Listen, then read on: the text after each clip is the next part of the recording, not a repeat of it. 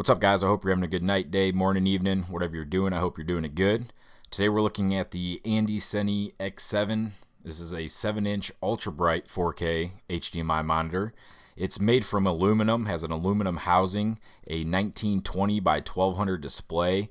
This has 2200 nits of brightness, so this is going to be great for being outdoors, being in bright environments, and it's just a really bright display. It has a 1200:1 contrast ratio, and it runs off of L series batteries.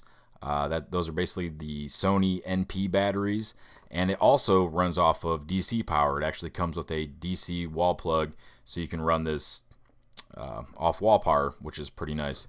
The monitor comes with a really nice padded carry case that's really easy for transporting the monitor around. Make sure it doesn't get scratched or bumps. It has got a really nice build quality to it, but this just adds a little bit more precaution. In the case, it also has storage, so you can store like the AC wall adapter. It also comes with a micro HDMI cable and a D-tap to DC power cable. So it has some storage. You can store an additional HDMI cable up there too. And it's just a really nice way to carry the monitor around. On the bottom, from left to right, we have the headphone port. Next to that, we have the DC 8-volt output, so you can power external devices.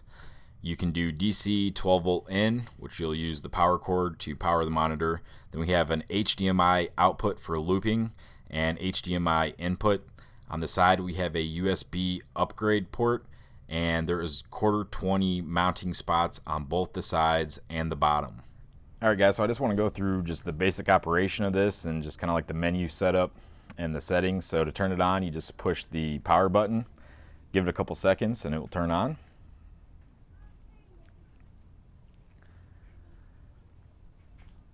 And from here, you have the shortcuts over on the left-hand side. You have F1, F2, F3, which are all, you can set them to do a lot of different things. Right now, I have it set F1 to overexposure. We'll turn that on and off. And F2, I have set to center marker on, center marker off. And F3, I just have set to the false color. But you can set those to a lot of different things. Over from here, we have the menu, and then we have the arrows, which will adjust the backlight. And then if I hold menu down here, I can go into the menus, and I use the arrows to go across the top. And if I want to go into the subcategories, use this button over here, and you can go down, and I'll just kind of scroll through these real quick.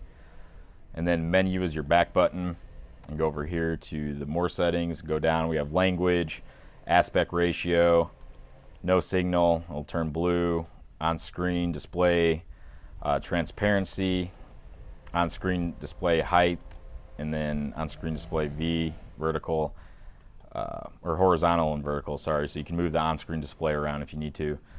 Backlight, I have it set to 98, power on, auto, USB upgrade, you have USB port over here on this side, and then reset, hit menu, and I can go over here to the magnifying glass. I got zoom mode, scan mode, and go back up over to the wrenches, and go down here. We have center marker, safe frames, the 9-grid, image freeze, image flip, on-screen display flip, anamorphic. You can set that so it has anamorphic mode, and then check field, histogram, false color, focus assist, peaking color, overexposure, exposure level, embedded audio, ratio marker, mark color, mark width, modify mark, and go over here. And this is where you would set your shortcut F1, F2, and F3. And you just go down here, and I'll just read off what you can set those to. So you have overexposure, embedded audio, 9-grid, zoom, anamorphic, center marker, safe frames, check field, focus assist, aspect ratio, image flip, image freeze, histogram, false color, overexposure, embedded audio, 9-grid, zoom. Yep, so that's basically that. So the monitor also has built-in speakers, and you can control the volume. There is a button right here that says V. What you want to do to turn up and down the the volume on it is you just hit the V and then you go and press downwards like you're turning it down, and then you can adjust it. You can see I'll get some echo here in a little bit. And they get pretty loud. I'm going to turn that down.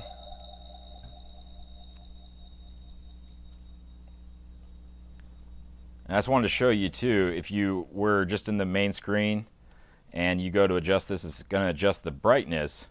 But if you go and hit V and then go upwards direction, it'll adjust the brightness again. So it's important, if you want to adjust the volume, you hit the volume down, and then that's how you would go about turning it up.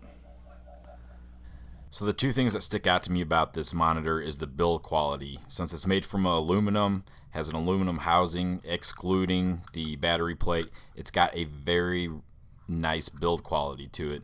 And second is how bright it is. This is 2200 nits, so you don't really need a sunshade. You can go out in direct sunlight and you're still going to be able to see this monitor, which is great. You don't have to worry about having it,